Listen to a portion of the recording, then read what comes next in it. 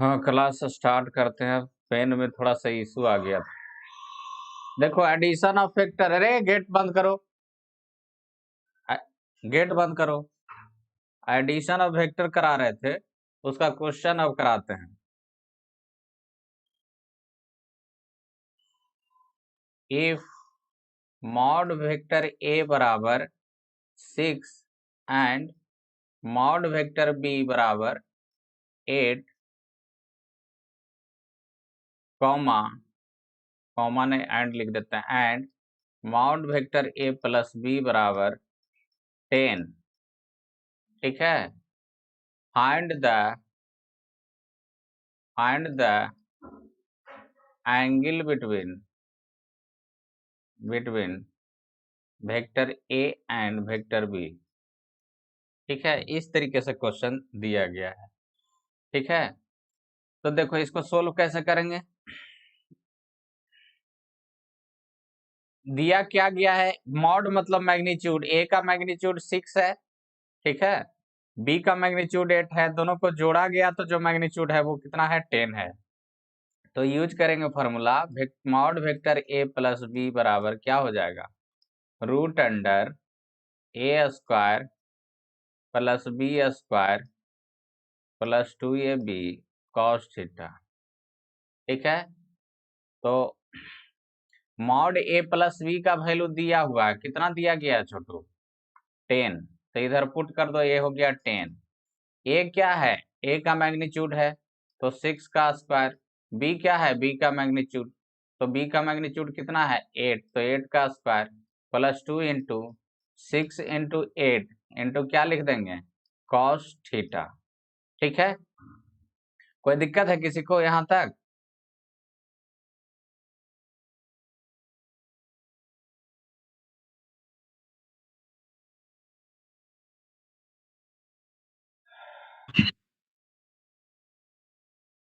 देखो इसके बाद क्या करो, स्क्वायरिंग बोथ साइड, थीटा निकालना है, दोनों साइड स्क्वायर कर दो। ठीक है, तो 10 का स्क्वायर 100 हो गया, इधर स्क्वायर से रूट कैंसिल होगा, स्क्वायर से रूट कैंसिल होगा, और 36 और 64 कितना हो जाएगा, 100 प्लस 96 कॉस थीटा। 100 इधर जाके घटेगा तो क्या हो जाएगा, 0, 0 इक्वल्स टू 96 कॉस थीटा। यहाँ से कॉस थीटा का वैल्यू निकालो। वीडियो वगैरह सही चल रहा है ना रे, कहीं कोई दिक्कत है। नो सर, चलो ठीक है, ओके, ठीक से चल रहा है। चलो ठीक है, नोट करो जल्दी से।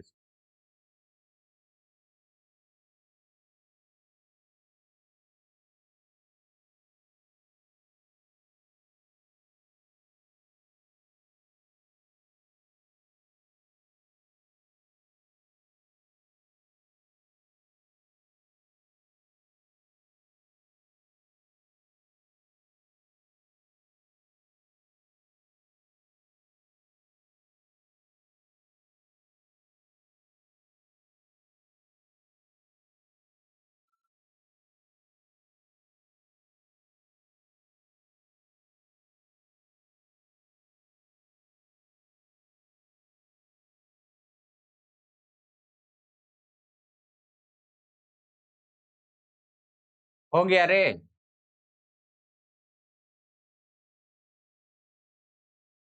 Yes sir. चलो, अब क्या है, 0/96 इक्वल्स टू कॉस थीटा हो गया ना जी, मतलब 0 इक्वल्स टू कॉस थीटा हो गया। अब कब होता है कॉस थीटा 0, 90 पे कॉस 90 का वैल्यू 0 होता है, कॉस 90 इक्वल्स टू थीटा, या फिर कह सकते हैं 90 डिग्री इक्वल्स टू थीटा, मतलब थीटा का मान कितना है यहाँ पे, 90 डिग्री। कोई दिक्कत।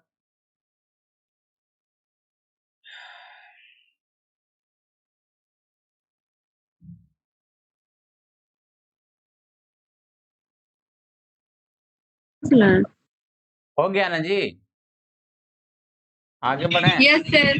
चलो अगला क्वेश्चन लिखो। मान लो कोई ऑब्जेक्ट है, इस पे फोर्स लग रहा है, इधर F1 है 10 न्यूटन, इधर F2 लग रहा है 20 न्यूटन। ठीक है, दोनों के बीच में एंगल जो है ए वाला 120 डिग्री। ठीक है, तो कहता है find the resultant of force. ठीक है, तो रिजल्टेंट निकालना है, रिजल्टेंट बताओ। दोनों को रिजल्टेंट मतलब दोनों को जोड़ना है। ठीक है, बनाना है कि अटेम्प्ट करना है, क्या बताएं सॉल्यूशन।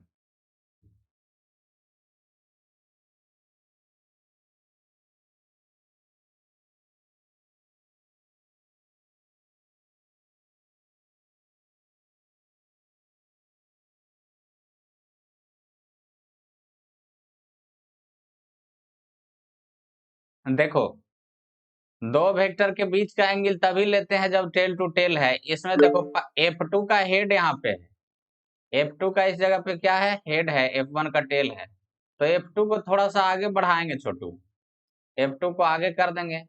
ए वाला जो थीटा, यही थीटा हो जाएगा। थीटा कितना हो जाएगा, 60 डिग्री होगा। ठीक है, तो F1 बराबर 10 न्यूटन, F2 बराबर 20 न्यूटन, और थीटा बराबर कितना हो गया, 60 डिग्री। तुमसे पूछा क्या जा रहा है, F1 प्लस F2 मॉड। ठीक है, F1 F2 का मॉड पूछा जा रहा है ए, तो mod vector A plus B बराबर क्या हो जाएगा, root under A square plus B square plus 2ab cos theta. ठीक है, तो यहाँ पर ए और बी के जगह F1 F2 है, तो मॉड F1 F2 बराबर क्या हो जाएगा, रूट अंडर F1 का स्क्वायर प्लस F2 का square to F1 F2 cos theta, ये हो जाएगा। और F1 F2 का वैल्यू यहाँ से डालो और थीटा का, तो आंसर आ जाएगा। करो तुम लोग।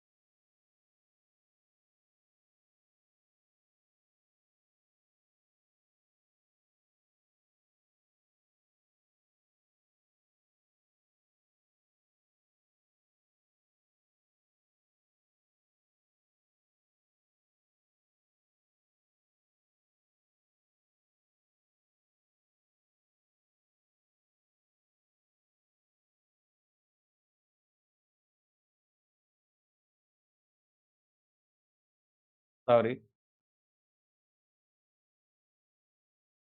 हो गया रे।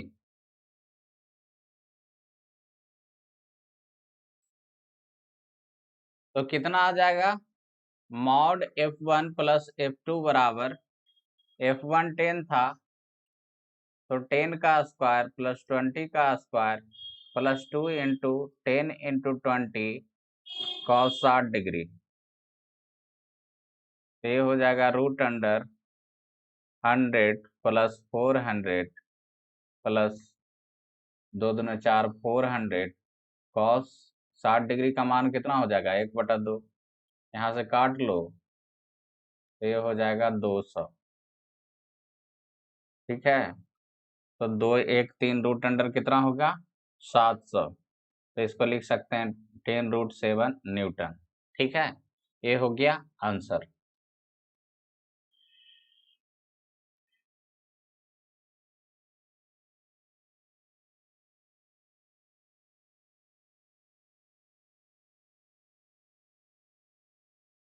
हो गया न छोटू।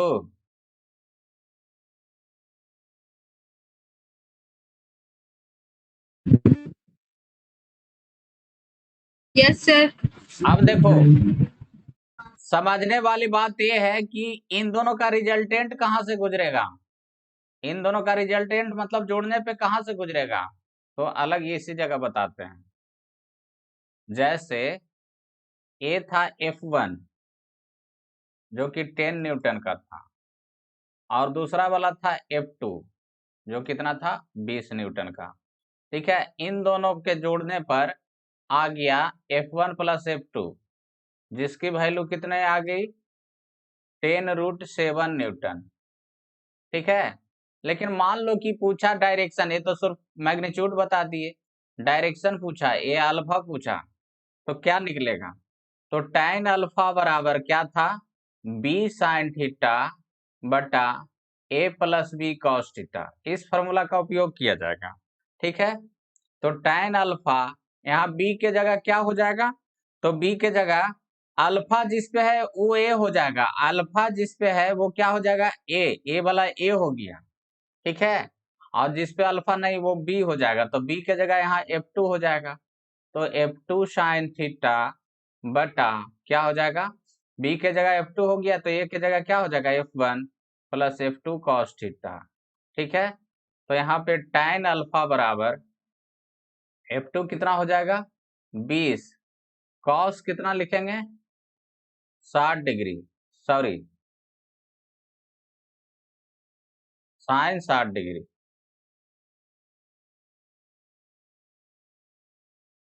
ठीक है, और F1 कितना लिखेंगे 10 प्लस 20 cos 60 डिग्री। ठीक है, तो ये नोट किया जाए, यहां से अल्फा का वैल्यू निकलेगा।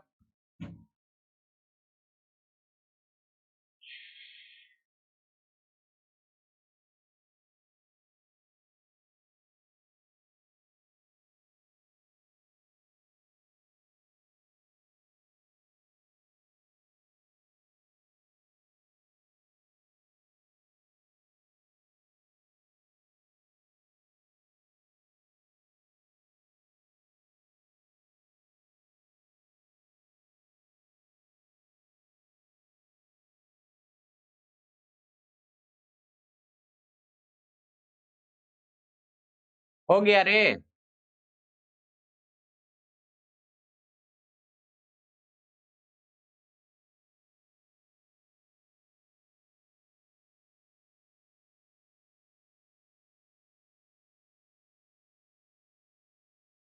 नोट कर लिए ना। Yes sir. तो देखो इसको आगे सोल्व कर लेना है, सोल्व कैसे करेंगे, तो देखो tan अल्फा इक्वल्स टू क्या हो गया sin 60 डिग्री का मान √3/2, 10 प्लस cos 60 डिग्री का मान 1/2। ठीक है, तो ये कट गया तुम्हारा 10 बार का नीचे वाला 10, ये कितना 10 कट जाएगा, तो इसको लिख सकते हैं 10√3 बटा 10 10 20 नीचे हो गया, फिर शून्य से शून्य ही कट जाएगा, तो tan अल्फा बराबर कितना आ गया √3/2। ठीक है, तो tan में ये मान किसी का नहीं होता है, मान लो tan अल्फा बराबर आ जाता, tan अल्फा बराबर आ जाता 1, तो अल्फा बराबर क्या लिख देते 45 डिग्री। ठीक है, लेकिन ये जो मान आया वो tan में किसी का नहीं होता है, तो क्या लिख देंगे, इसको इस तरीके से लिख देते हैं, बता रहे हैं।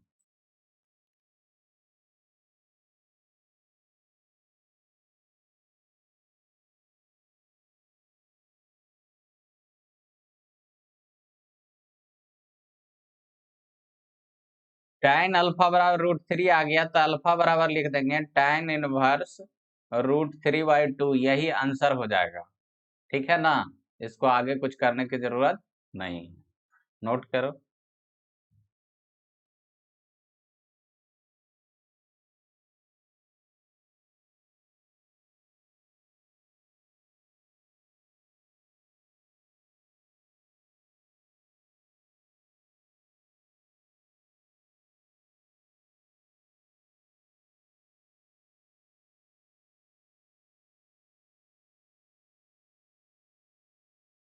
हो गया सर। ठीक है, आगे देखते हैं। अगला क्वेश्चन लिखो। If two vectors have equal magnitude and resultant of vectors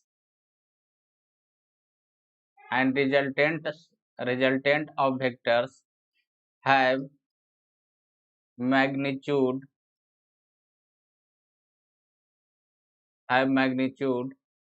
also equal to 1 of vectors, find the angle between the vectors।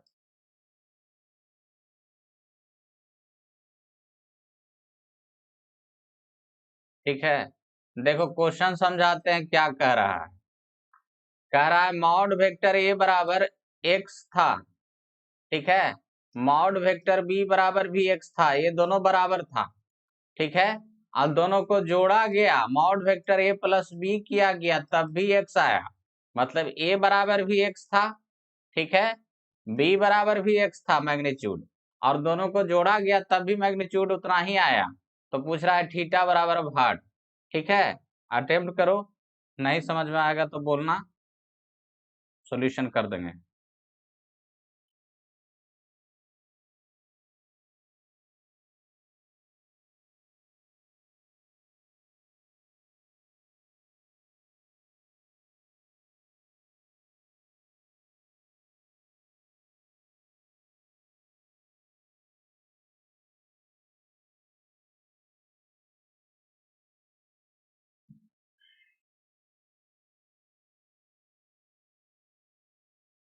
बताएं जी।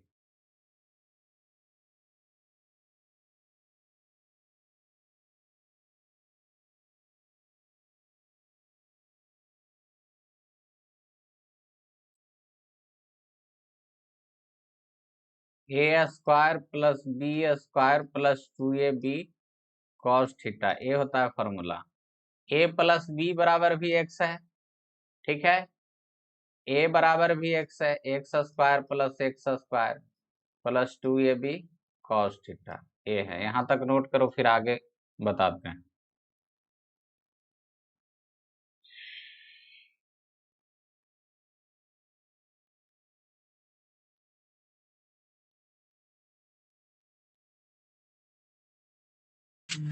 सर इससे आगे तक किए, आगे बताइए। अच्छा, तो देखो x बराबर इधर हो गया 2√2x स्क्वायर प्लस, अच्छा यहाँ पर देखो a और b के जगह भी एक्सपोर्ट करना था छोटू, यहाँ पर हम क्या रख दिए, a और b ही छोड़ दिए थे, इसको a और b के जगह भी क्या रखेंगे, x, ठीक है, तो ये टर्म हो जाएगा 2x square cos theta.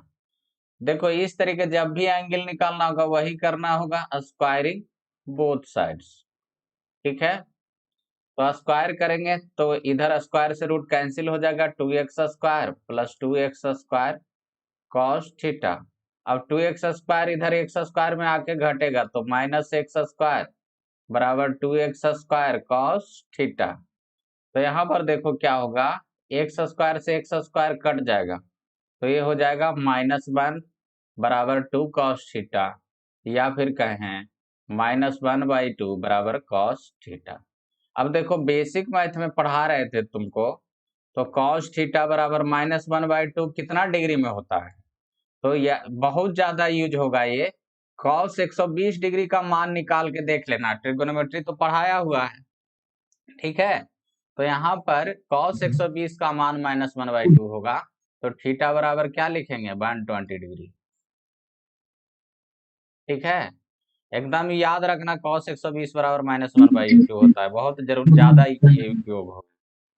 Cos 120 बराबर -1/2 होता है, कॉस 180 बराबर क्या होता है, -1 होता है, साइन 180 क्या होता है, 0 होता है। ये तीनों बहुत ज्यादा यूज होगा फ्रिक्वेंटली एकदम। देखो सब मैथ का इधर देखो जरूरत पड़ रहा है ना, जितना पढ़ा है सब जरूरत पड़ेगा, ठीक है ना। सबको किताब फिजिक्स का खोलता है तो ये तो चैप्टर ही नहीं है बहुत सारा में, सर क्या पढ़ा रहे हैं। तो जरूरत पड़ता है, सब कुछ जरूरत पड़ेगा तुमको।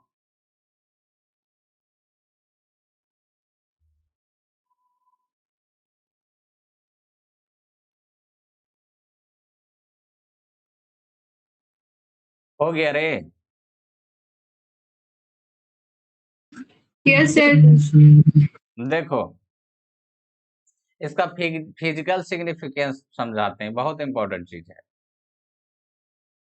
मान लो कोई ऑब्जेक्ट है, इधर तुम 10 न्यूटन का फोर्स लगाए और इधर लगाए 10 न्यूटन का फोर्स, दोनों फोर्स के बीच में एंगल कितना है, 120 डिग्री, ठीक है। या फिर अकेले इधर लगा दिए 10 न्यूटन का फोर्स, ठीक है, बात बराबर ही होगा। क्योंकि 120 डिग्री पर अभी देखा, 120 डिग्री पर दो इक्वल फोर्स है तो उसका रिजल्टेंट भी उतना ही रह जाता है, मतलब ये दो फोर्स लगाया 10-10 न्यूटन का, ठीक है, तो उसका भी प्रभाव इस तरफ होगा कितना, 10 न्यूटन के बराबर, ठीक है। तो दो फोर्स 10-10 न्यूटन का लगाओ 120 डिग्री पर, या फिर अकेले एक फोर्स लगाओ 10 न्यूटन का, बात सेम ही है, दोनों में कुछ फर्क है नहीं, ठीक है। तो 120 डिग्री वाला ये बहुत ज्यादा उपयोग होता है, इसको ध्यान में रखेंगे। अब आगे चलते हैं, अगला क्वेश्चन लिखो।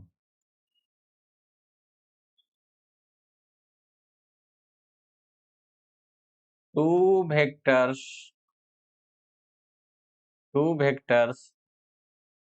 having magnitude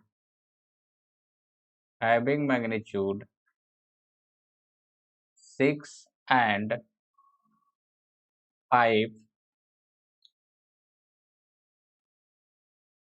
which of the following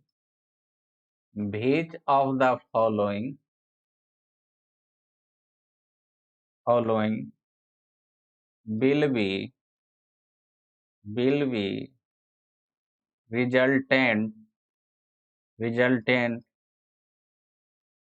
of two vectors and which is not, ठीक है। A 2, B 4, 5, D 7, E 9, F 10, G 12, H 11, I 17, J 0।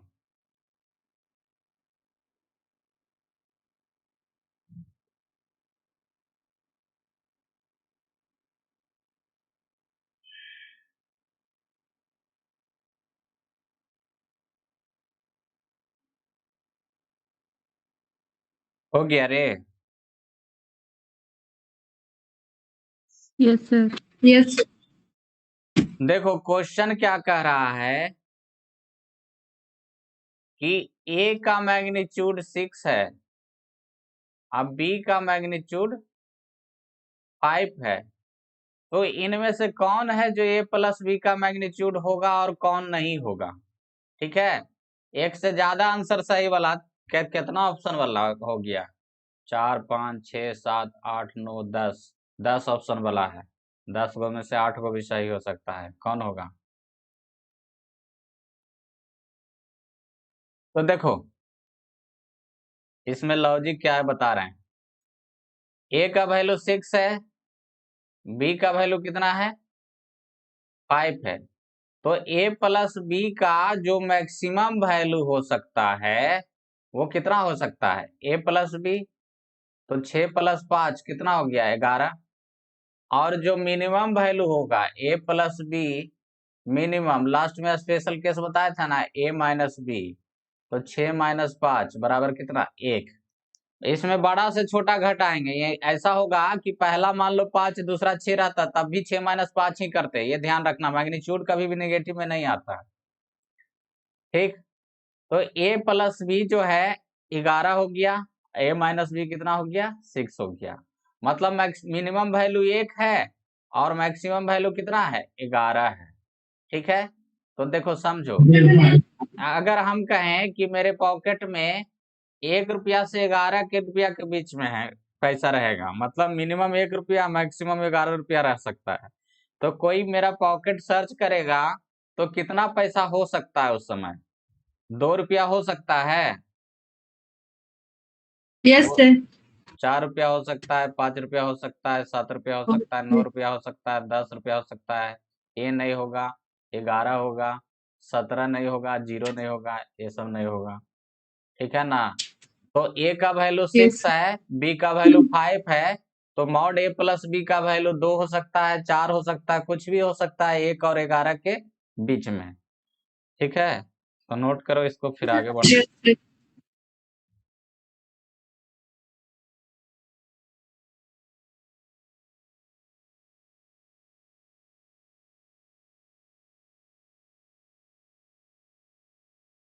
हो गया रे। Yes sir. देखो, ये triangle law of vector addition बताए, इसका कुछ क्वेश्चन भी हो गया आज की क्लास में। अब हम लोग देखेंगे parallelogram law of vector addition. तो दूसरा लॉ लिखो,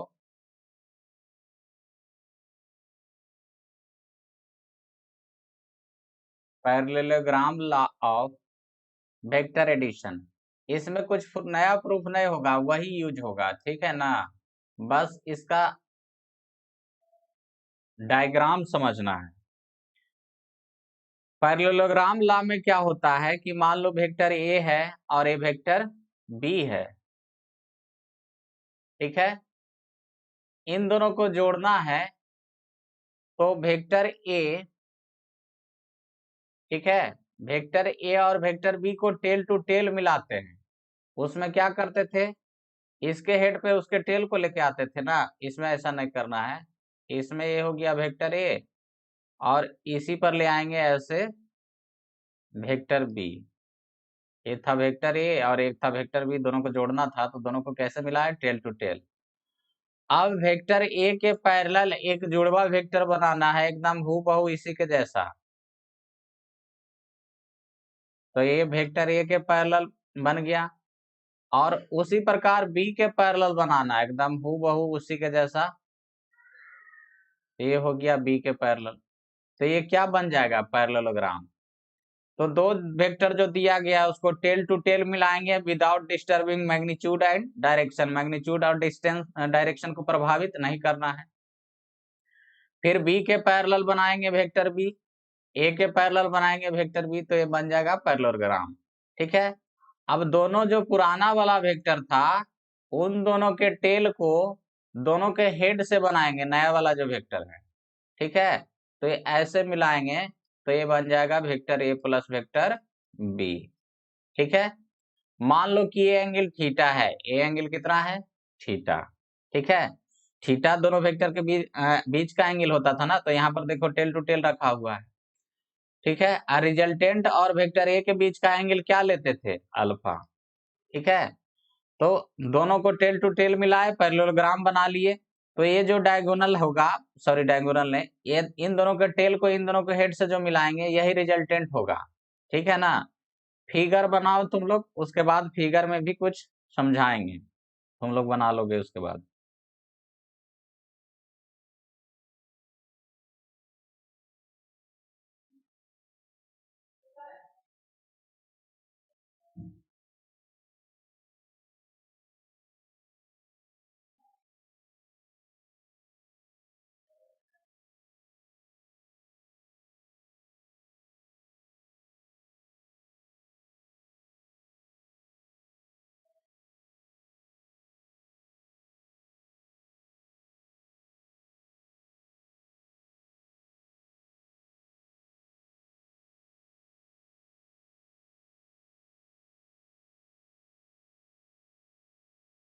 हो गया छोटू।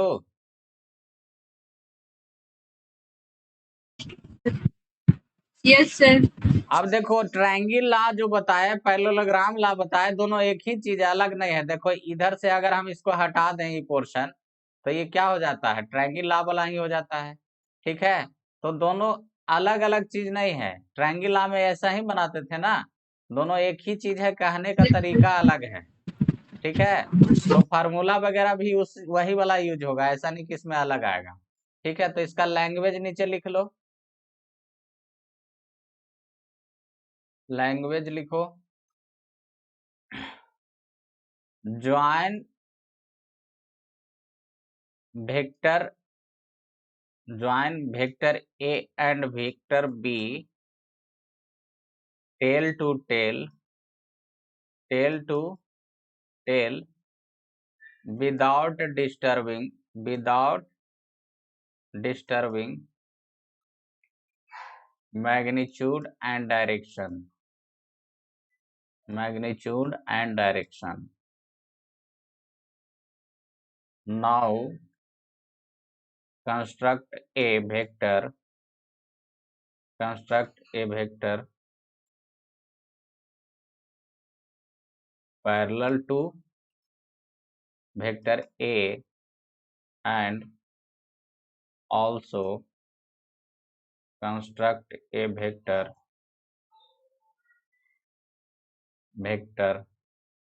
parallel to vector B। यहाँ तक नोट करो, उसके बाद आगे बताते हैं।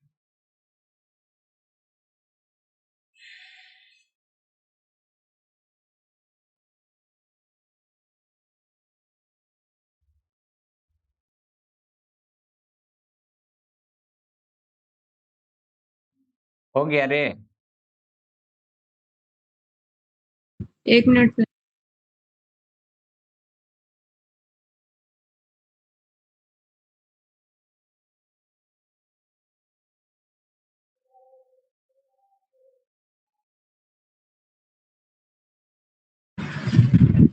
यस सर, हो गया sir.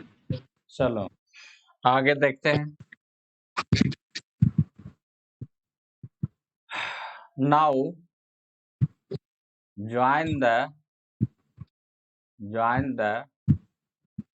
tail of first vector,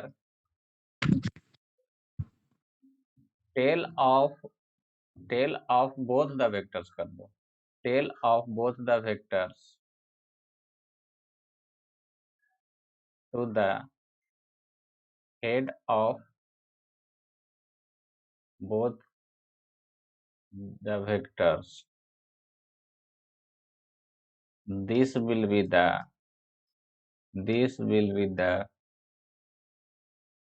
resultant of both vectors। तो ये हो गया, तो दोनों एक ही चीज है, अलग नहीं है। थोड़ा सा ग्राफिकल में चेंज होता है, कब आएगा जरूरत, कब मतलब इसका खास जरूरत पड़ेगा, तो वो मोशन पढ़ेंगे वहां पर, थोड़ा सा इससे समझने में आसानी होती है, डायग्राम वगैरह पैरेललोग्राम लॉ से। और फार्मूला वगैरह वही यूज होगा जो उसमें यूज हुआ था, mod vector A plus B बराबर root under A square plus B square plus 2 B cos theta, और टाइन अल्फा बराबर क्या होता था, बी साइन थीटा बटे ए plus B cos theta.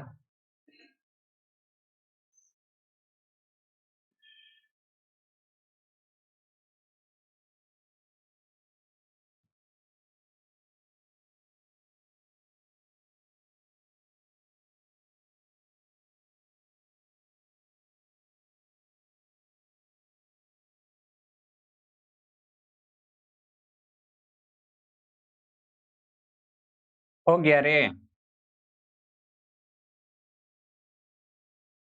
Yes sir. Yes sir. चलो ठीक। अब नेक्स्ट जो है वो है polygon law, third polygon law of vectors. देखो दो से ज्यादा वेक्टर अगर जोड़ना है तो ये यूज होता है। मान लो कि ये वेक्टर ए है, ए वाला वेक्टर बी है और ए वाला वेक्टर सी है, ठीक है। इन दोनों को जोड़ना है तो क्या करेंगे, वेक्टर ए के हेड पर बी को लेके आना है, इस तरीके से आ गया बी, ठीक है। बी के हेड पर सी को लेके आना है, तो ये आ गया सी, ठीक है। मैग्नीट्यूड डायरेक्शन को डिस्टर्ब नहीं करना है, ठीक है। फिर जो सबसे पहला वाला जो वेक्टर था तुम्हारा, ठीक है, एक मिनट, अरे सर डिलीट कर दिया क्या, चलो फिर से स्टार्ट करते हैं। Polygon law of vector addition, ठीक है। देखो ये वेक्टर ए था, ये वेक्टर बी था और ये वेक्टर सी था, ठीक है। क्या करते हैं, पहला वेक्टर के हेड पे दूसरा वेक्टर के टेल को लेके आते हैं, ये वेक्टर बी हो गया, ठीक है। फिर दूसरा वेक्टर के हेड पे तीसरे वेक्टर के टेल को लेके आते हैं, ये वेक्टर सी हो गया। फिर जो सबसे पहला वाला वेक्टर है उसके टेल को लास्ट वाले वेक्टर के हेड से मिला देते हैं, ठीक है। ये हो गया vector A plus B plus C, ठीक है। यही रिजल्टेंट हो जाता है, ठीक है। तो देखो ऐसे दो से ज्यादा वेक्टर मैथमेटिकली जोड़ा नहीं जाता है, जैसे उसमें मैथमेटिकल फॉर्मूला था ना, वेक्टर ए प्लस बी बराबर root under A square plus B square plus 2ab cos theta, ऐसे था, ठीक है। दो से ज्यादा वेक्टर मैथमेटिकली इससे जोड़ा नहीं जाता पॉलीगन से, लेकिन ग्राफिकल क्वेश्चन इससे बनता है, ठीक है। कैसे क्वेश्चन बनता है इस टॉपिक के बाद बताएंगे, ठीक है। दो से ज्यादा वेक्टर अगर मैथमेटिकली जोड़ना हो तो उसका अलग तरीका बताएंगे, इससे सिर्फ ग्राफिकल क्वेश्चन बनेगा। तो ये फिगर बनाओ, नीचे इसका लैंग्वेज लिखवा देते हैं।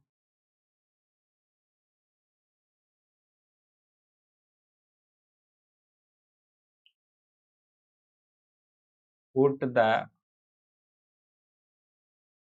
Tell of second vector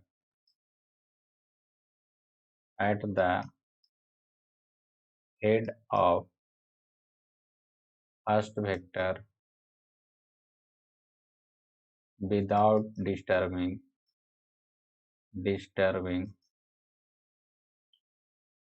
magnitude and direction. This process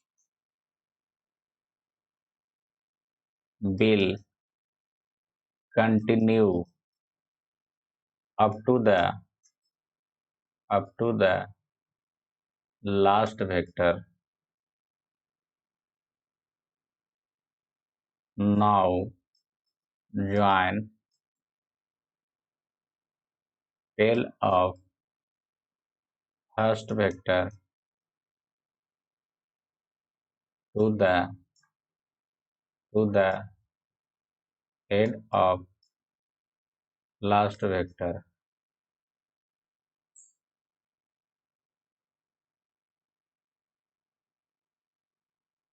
This will be the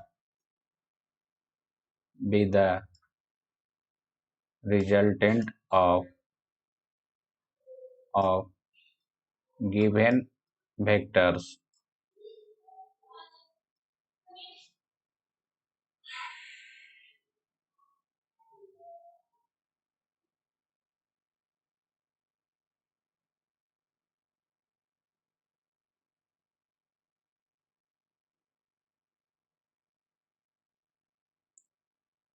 हो गया छोटू?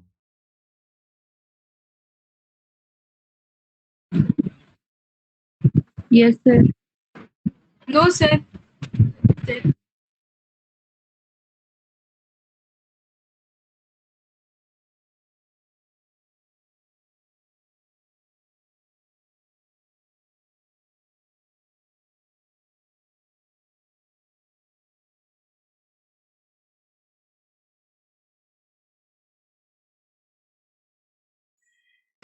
Yes, sir. हो गया.